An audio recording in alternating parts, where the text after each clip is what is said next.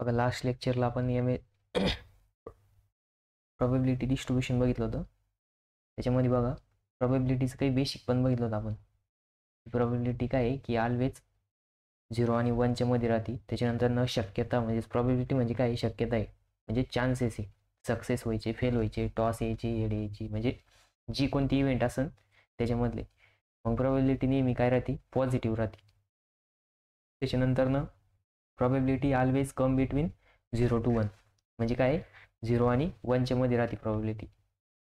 म्हणजेच काय, 0 ते 1 म्हणजेच काय, म्हणजेच प्रोबॅबिलिटी कधी पण बघा अशी फ्रॅक्शनच्या फॉर्ममध्ये राहील किंवा 0 पॉईंटच्या फॉर्ममध्ये राहील किंवा पर्सेंटेजमध्ये जर सांगितले असेल तर 50% म्हणजे 100%पेक्षा कमी राहणार. ठीक आहे. तेव्हाच काय पर्सेंटेज जर आपण कन्वर्ट केलं तर मग 50/100 करावं लागेल पर्सेंटेज काढायसाठी.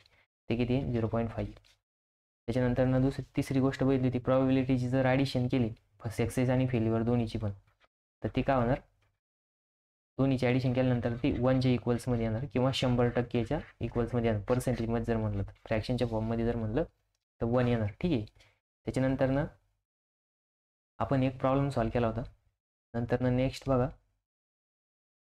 NCR. आता NCRचा फॉर्म्युला मी तुम्हाला सांगितलं होतं बघा. NCR काय राहतं, तर NCR काय कॉम्बिनेशन आहे. काय कॉम्बिनेशन, कशाचं कॉम्बिनेशन आहे, तर ते परम्युटेशन आणि कॉम्बिनेशन एक टॉपिक आहे. त्याच्यामध्ये हा फॉर्म्युला आहे बघा, NCR is equals to N factorial upon R factorial ब्रॅकेटमध्ये N मायनस R फॅक्टोरियल. मग तुम्हाला मी फॅक्टोरियल कसं राहतं ते सांगितलं होतं.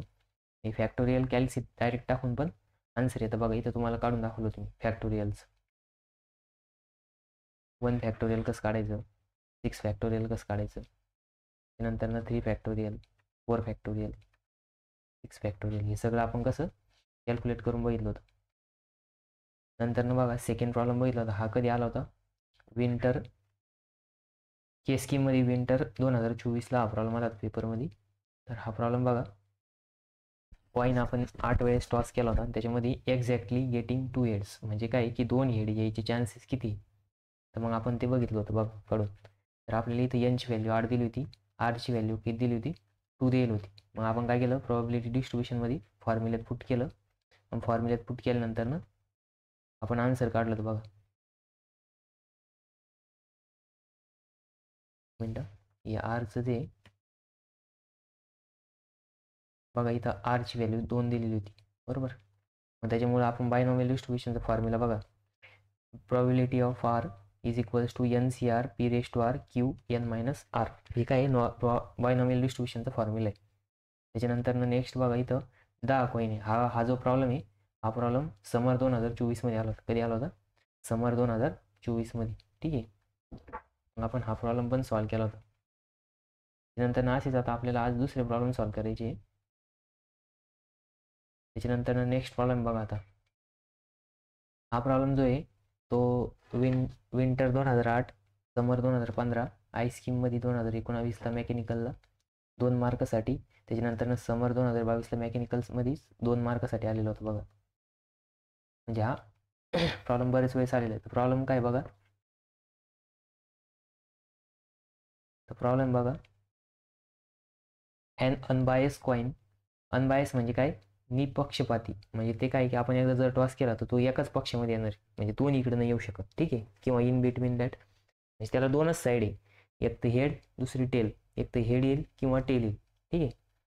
हीच टॉस 5 टाइम्स, किती वेळेस टॉस केला, 5 वेळेस टॉस केला, म्हणजे N इक्वल्स टू किती दिलेलं आपल्याला, 5 दिलेले. ठीक आहे. त्याच्यानंतर find the probability of getting 3 heads. मग 3 हेड यायचे चान्सेस किती. मग बघा आता इथं सगळ्यात पहिले काय करायचं, नंबर ऑफ ट्रायल किती आहे, तर N किती दिलेला आहे, N इक्वल्स टू 1 लिहायचं. ठीक आहे. त्याच्यानंतर आपल्याला प्रोबॅबिलिटी फाइंड आउट करायची, 3 वेळेस हेड यायची, म्हणजेच आपल्याला R किती दिलेला आहे, R इक्वल्स टू 3 दिला आहे बरोबर. आता बघा आपला फॉर्म्युला काय आहे, मग लिहायचं बाय द बायनॉमियल डिस्ट्रीब्युशन. लिहायचं बाय द बायनॉमियल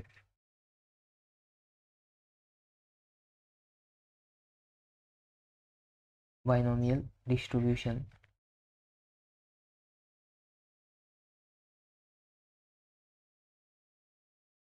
मग बायनॉमियल डिस्ट्रीब्युशनचा फॉर्म्युला काय आहे, बघा बायनॉमियल डिस्ट्रीब्युशनचा फॉर्म्युला आहे P of R is equals to N C R P raise to R Q raise to N minus R. हा काय आपला फॉर्म्युला आहे कशाचा? बायनॉमियल डिस्ट्रीब्युशनचा. बायनॉमियल डिस्ट्रीब्युशनचा फॉर्म्युला लिहिला आपण. बघा मग आता आपल्याला इथं काय काय दिलेलं आहे? आपल्याला एन दिला आहे, आर दिला आहे, ठीक आहे. त्याच्यानंतर न पी. आता पी काय राहतं तर probability of success in single trial. बघा आता probability of success in single trial म्हणजेच काय की इथं बघा इथं लिहू आपण for single trial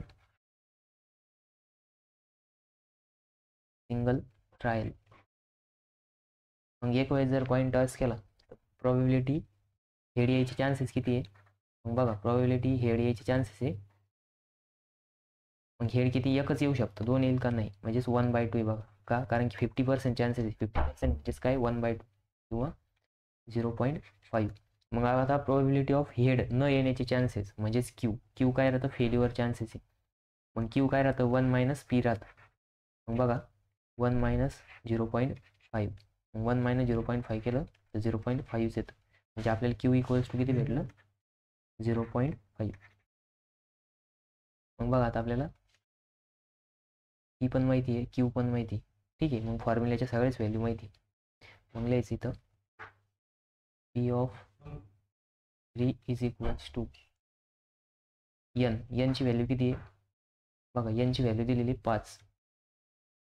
number of trial किती घेतले आपण? 5 घेतले, ठीक आहे. 5 बघा लिहायचं 5 एन आर किती आहे? 3 बरोबर. मग पी ची व्हॅल्यू किती आहे? 1/2 आहे. मग 1/2 रेस टू आर किती आहे? 5. त्याच्यानंतर ना क्यू किती आहे? 1/2 आहे. मग क्यू रेस टू n-1.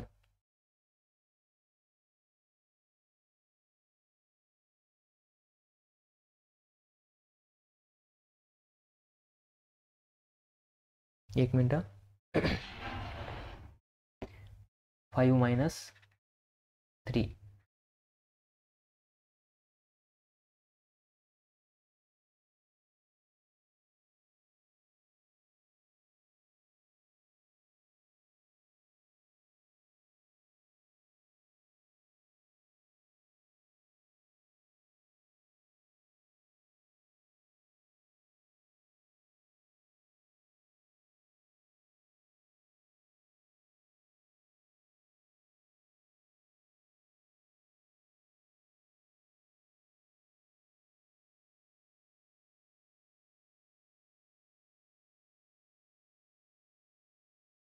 ठीक आहे. आपण काय केलं? फॉर्म्युल्यामध्ये लिहिलं बघा. त्याच्यानंतर ना बघा NCRच्या जागी 5n3 ब्रॅकेटमध्ये 1/2. का? कारण की पीची व्हॅल्यू 1/2 आहे. Raise to 5. परत क्यूची व्हॅल्यू पण किती आहे? 0.5 म्हणजेच 1/2 आहे. किती आहे? 1/2. नाही तर तुम्ही म्हणशाल सर इथं 0.5 लिहिलं. तुम्ही इथं 0.5 जरी टाकलं तरी पण चालतं. बघा मी लिहून दाखवतो. 5 NCR म्हणजेच 3 ब्रॅकेटमध्ये 0.5 रेस टू 5. परत ब्रॅकेटमध्ये 0.5 रेस टू 5 मधून 3 गेले, 2 राहिले, ठीक आहे. तुम्ही असं पण लिहू शकता.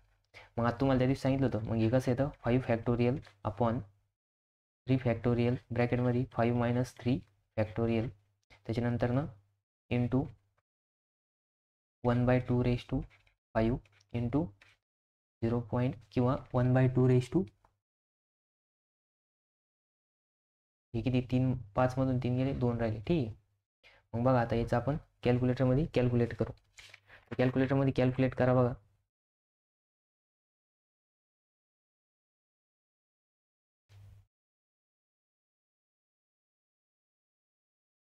तर कॅल्क्युलेटरमध्ये जर कॅल्क्युलेट केलं याच किती येणार?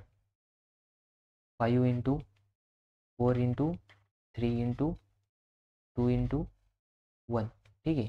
अपॉन 3 इंटू 2 इंटू 1 इंटू हे किती आहे? 2 आलं आहे, ठीक आहे. 3 मधून म्हणजे 2 फॅक्टोरियल 2 गुणिले 1. मग बघा आता इथं कॅन्सल काय काय होईल? 1/2 raise to 5 into 1/2 raise to 2. बघा इथं पण आपण आहे ना रूल लावून काय करू शकतो, म्हणजेच 1/2 येणार. मग बघा इथं कॅन्सल काय काय होईल, बघा कॅन्सल टाईम, बघा हे हा 2 कॅन्सल होईल, 1 कॅन्सल होईल. त्याच्यानंतर हा 3, नंतर बे 1 बे, बे 2 4. मग बघा त्याचं आन्सर येतं. कॅल्क्युलेट वर टॉप साईडला काय काय राहिलं बघा, आता टॉप साईडला फक्त 5च राहिला. 5 × 2 अपॉन बॉटम साईडला काहीच नाही राहिलं, इंटू 1/2⁵ इंटू 1/2⁵. मग हे जर तुम्ही कॅल्क्युलेटरमध्ये केलं, P(3) = त्याचा आन्सर येतं बघा 5/16. ठीक आहे. 5/16लाच आपण काय कॅल्क्युलेटरमध्ये जर कॅल्क्युलेट केलं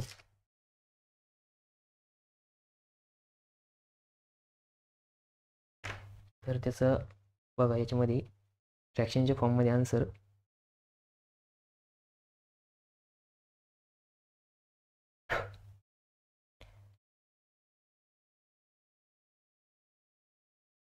फ्रॅक्शनच्या फॉर्ममध्ये आन्सर आहे बघा 0.3125. ठीक आहे. त्याच्यानंतर नेक्स्ट बघा, आता इथं काही सिम्पलच होतं. एन दिलेलं होतं 5, आर दिलेलं होतं 3. ठीक आहे. त्याच्यानंतर फॉर्म्युला पुट केला, फॉर्म्युलामध्ये आपण व्हॅल्यू टाकल्या. त्याच्यानंतर हे फॅक्टोरियलचा तुम्हाला मी फॉर्म्युला सांगितलं होता. फॅक्टोरियलचा फॉर्म्युला काय राहतो, NCR बघा, NCR = n factorial upon r factorial ब्रॅकेटमध्ये n - r फॅक्टोरियल. हा फॉर्म्युला आहे. ठीक आहे. या फॉर्म्युल्यावरून काय करतो आपण, हे फाइंड आउट करतो. त्याच्यानंतर नेक्स्ट बघा, नेक्स्ट प्रॉब्लेम बघू आपण आता. असा प्रॉब्लेम एक पेपरमध्ये फिक्स येणार, कारण की हे दरवेळेसच येतं.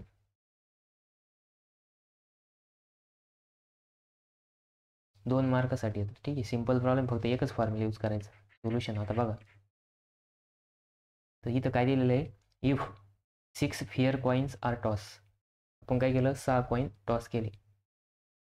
त्याच्यानंतर 6 कॉईन टॉस केल्यानंतर बघा प्रॉबिलिटी ऑफ गेटिंग 2 हेड्स. आता काय सांगितलं, आपल्याला काय फाइंड आउट करायचं, 2 हेड यायचे चान्सेस किती आहे. 2 हेड यायचे चान्सेस कसे फाइंड आउट करायचे, परत सेम प्रोसेस. मग बघा आता सगळ्यात पहिले यायचं n = किती आहे, आता 6 कॉईन आपण काय करणार, टॉस करणार. बरोबर. आपल्याला फाइंड आउट काय करायचं आहे, प्रॉबिलिटी ऑफ 2 हेड, म्हणजेच r = काय दिलेलं आहे, 2 दिलेलं आहे. त्याच्यानंतर आता बघा आपल्याला p काय राहतो, फॉर सिंगल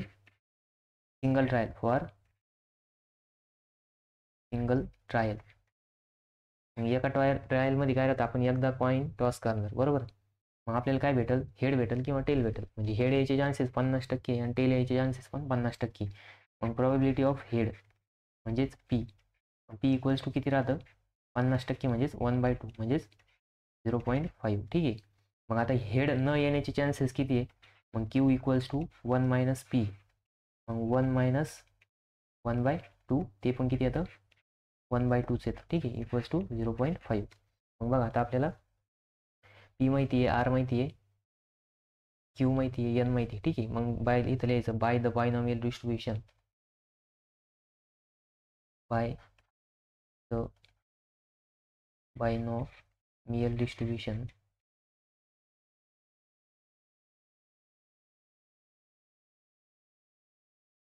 बायनॉमियल डिस्ट्रीब्युशन नुसार formula p of r = NCR p⁻r q⁻n−r. ठीक आहे. हा काय फॉर्म्युला आहे. मग या फॉर्म्युल्यामध्ये काय करायचं, व्हॅल्यू पुट करायची. आता बघा व्हॅल्यू पुट करताना 1/2 घ्या. मग बघा p(2) किती आहे, इथं 2 दिलेलं आहे आरच्या जागेवरती. मग n किती आहे, 6. c r किती आहे, 2 आहे. ठीक आहे. मग आता इथं 1/2 आहे p. मग p⁻r आहे, r किती आहे, परत 2 आहे. ठीक आहे. परत q किती आहे, 1/2 आणि q⁻² किती आहे, n-r. आता n किती आहे, 6 6 - 2.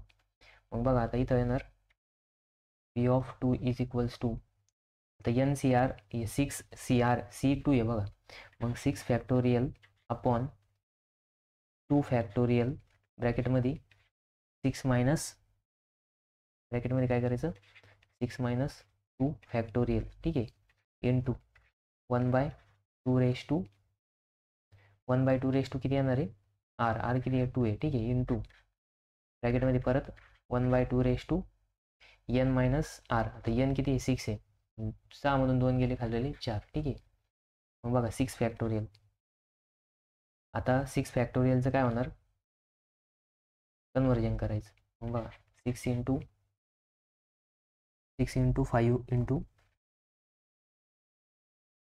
4 इंटू 3 इंटू 2 इंटू 1 अपॉन, आता 2 फॅक्टोरियल 2 इंटू 1 इंटू, आता बघा 6 मधून 2 गेले 4 फॅक्टोरियल म्हणजे 4 गुणिले 3 गुणिले 2 गुणिले 1, मग बघा इंटू, आता बघा इथं तुम्ही घातांकाचा नियम लावून पण काय करू शकता 1/2 रेश टू 2 + 4 करू शकता डायरेक्ट, मग बघा आता इथं कॅन्सल काय काय होईल 1 2 3 4, बघा बे 1 बे 3 दुने बे दुने नाही बे त्रिक 6, ठीक आहे, मग 5 त्रिक 15, मग आता इथं टॉप साईडला काय करायला बघा 3 into 5 upon 1 into 1/2 raise to 6, हे जर तुम्ही कॅल्क्युलेटरमध्ये कॅल्क्युलेट केलं बघा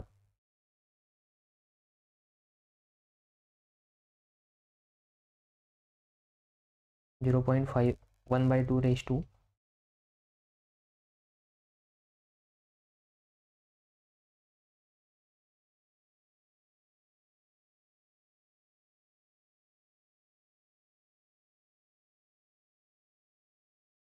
1/2 रेश टू किती आहे 6 इंटू 3 गुणिले 5, मग बघा त्याचा आन्सर येतं 0.2344, ठीक आहे, राऊंड अप करून, किंवा फ्रॅक्शनच्या फॉर्ममध्ये जर काढायचं ठरलं तर बघा मग इथं काय येईल 3 × 5 = 15, टॉप साईडला किती येणार आहे 15 येणार आहे, ठीक आहे, इथं इक्वलमध्ये करू, बघा इथं 15 इंटू, आता 1:6 केलं तर 1च येणार आहे, पण 2:6 जर केलं तर ते किती येतं 64 येतं, ठीक आहे, म्हणजेच किती येतं 15/64, मग इथे लिहायचं P of 2 is equals to 15/64 किंवा 0.2344,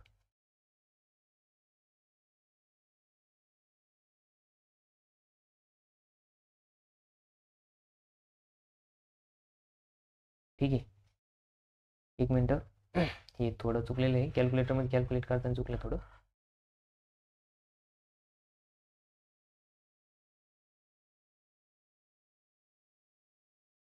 .1875, ठीक आहे,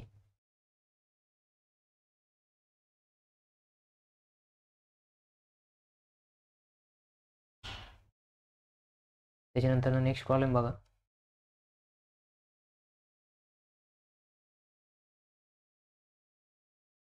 सोल्युशन,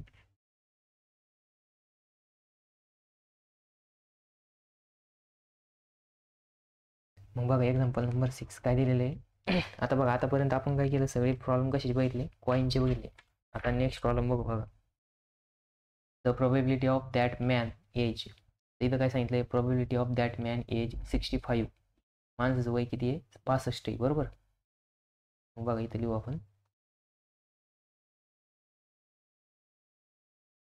मॅन एज किती आहे 65 आणि विल बी लाईव्ह टू 75, मग ते काय होणार आहे 75 वर्षापर्यंत जगणार आहे इज, मग प्रोबेबिलिटी दिलेली कशाची तर माणूस प्रोबेबिलिटी ऑफ 65 to 75 म्हणजे एक माणूस 65 पासून 75 वयापर्यंत जगू शकतो. ही प्रोबॅबिलिटी किती दिलेली आहे 0. बघा ती वेगळ्या पॅनल लिहितो.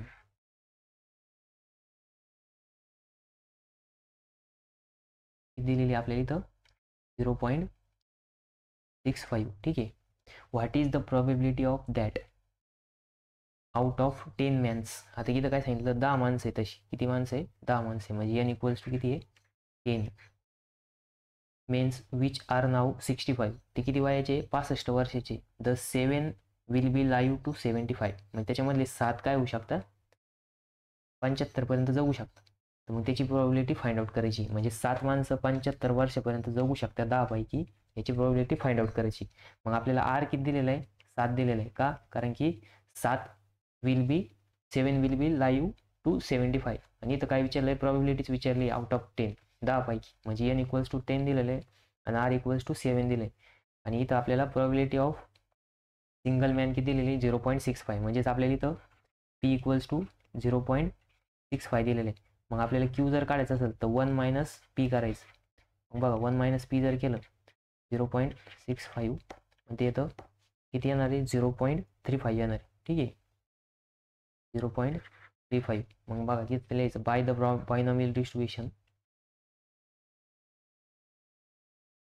by the binomial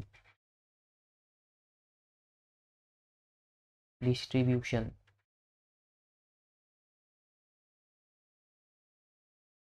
मग बायनॉमियल डिस्ट्रीब्युशन नुसार फॉर्म्युला काय P of R is equals to NCR P raise to R Q raise to n minus R. ठीक आहे.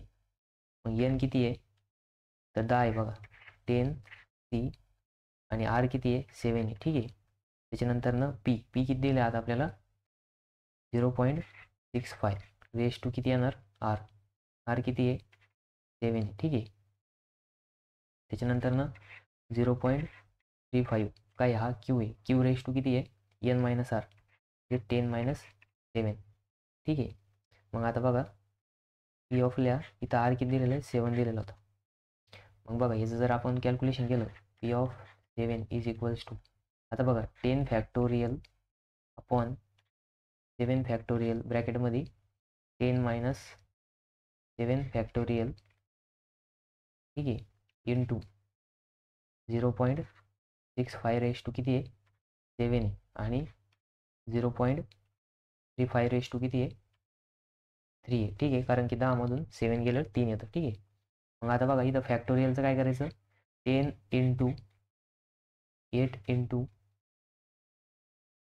7. आता बघा 7च्या पुढच्या जर टर्म लिहायचे नसेल तर इथं हे फॅक्टोरियल लिहून टाकायचं. ठीक आहे. त्याच्यानंतर ना इंटू बघा 7 फॅक्टोरियल इंटू 7मधून 3 गेले 3 फॅक्टोरियल. आता बघा इथं 0.65 raise to 7 into 0.35 raise to 3. ठीक आहे. त्याच्यानंतर ना बघा आता कट काय होईल हा 7 फॅक्टोरियल कट झाला. नंतर ना बघा इथं कॅल्क्युलेशनसाठी फक्त आपल्याला काय राहिलं बघा 10 इंटू 8 सॉरी इथं 9 पण येणार आहे. तर बघा एक एक्स्ट्रा टर्म आहे 9.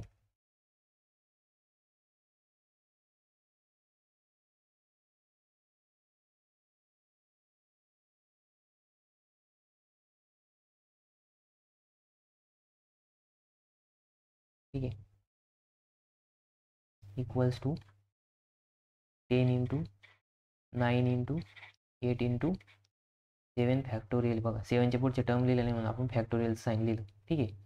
नंतर इथं 7 फॅक्टोरियल इंटू 3 फॅक्टोरियल किंवा 3चं 2 इंटू 1 लिहून टाका. नंतर ना बघा इथं कॅन्सल काय होणार हा 7 फॅक्टोरियल हा 7 फॅक्टोरियल कॅन्सल होणार. त्याच्यानंतर 3 1 3 3 3 9 2 1 2 बेचोक 8. ठीक आहे. मग बघा आता नेक्स्ट याच्यामध्ये कॅल्क्युलेशन करायचं 10 गुणिले 3 गुणिले 4.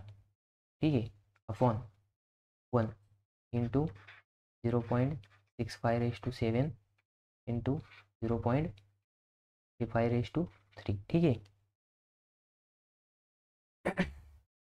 मग आता बघा याचं कॅल्क्युलेशन करा बघा P of R is equals to, कॅल्क्युलेटरमध्ये कॅल्क्युलेट करायचं बघा, 65/7 0.65/7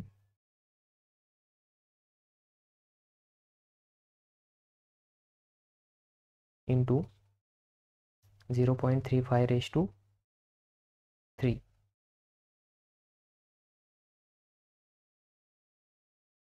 ठीक आहे, इंटू 10 इंटू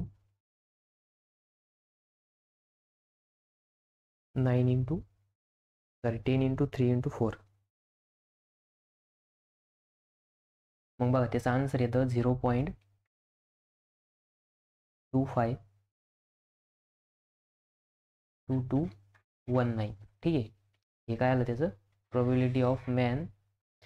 बघा probability of out of 10 man's which are live, which are नाव 65 आणि 7 विल बी लाईव्ह टू 75. म्हणजे काय आहे की 10 पैकी 7 जण हे 75 वयापर्यंत जगू शकण्याची प्रोबॅबिलिटी किती आली आपली 0.252219. ठीक आहे, त्याच्यानंतर नेक्स्ट प्रॉब्लेम बघा आता. आता बघा हा बॉम्बचा प्रॉब्लेम आहे. Find out the probability of, इथं काय दिलेलं बघा, probability of that a bomb drop from plane hits the target is 0.4. म्हणजे काय आहे की बॉम्ब आहे आणि बॉम्ब काय आपल्याला ज्या टार्गेटला टाकायचं आहे, म्हणजे ज्या पॉईंटला ड्रॉप करायचं आहे किंवा सोडायचं आहे त्या पॉईंटला जाण्याची नाही का, म्हणजे त्या पॉईंटला परफेक्ट जायची जी प्रोबॅबिलिटी ती किती आहे 0.4 आहे. ठीक आहे, त्याच्यानंतर नेक्स्ट बघा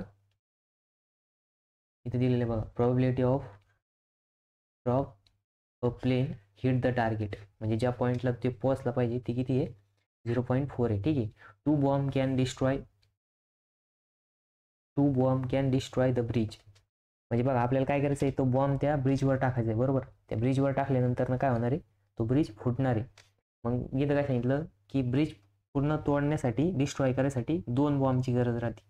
जर एक बॉम्ब पडला तर ब्रिज डिस्ट्रॉय होत नाही, 2 पडले तर डिस्ट्रॉय होतो, किंवा पडलंच नाही तर डिस्ट्रॉय होत नाही. म्हणजे काय की जर आपण बॉम्ब टाकले, मग बघा पुढे सांगितलंय in all 6 bomb are drop. मग काय केलं तर पूल फोडायसाठी त्यांनी 6 बॉम्ब ड्रॉप केले, म्हणजे सोडले. Find the probability of that bridge will be destroy.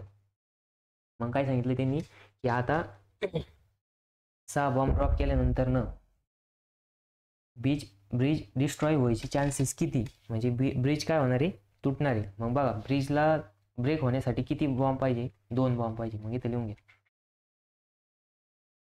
Solution. आता बघा सगळ्यात पहिले स्टार्टिंगला घेऊन लिहायचं, probability of that bomb drop from the plane and hit the target. म्हणजे बघा प्रोबॅबिलिटी ऑफ सक्सेस किती दिलेली 0.4 दिली. म्हणजे काय की आपण बॉम्ब सोडल्यानंतर एक बॉम्ब सोडल्यानंतर तो बॉम्ब त्या परफेक्ट पॉईंटला जाण्याची चान्सेस किती आहे 0.4 आहे. त्यानंतर 2 बॉम्ब लागत्या कशासाठी, मग इथं लिहा 2 बॉम्ब दिलेले बघा, 2 bomb can destroy the bridge. ठीक आहे, मग इथं लिहायचं 2 बॉम्ब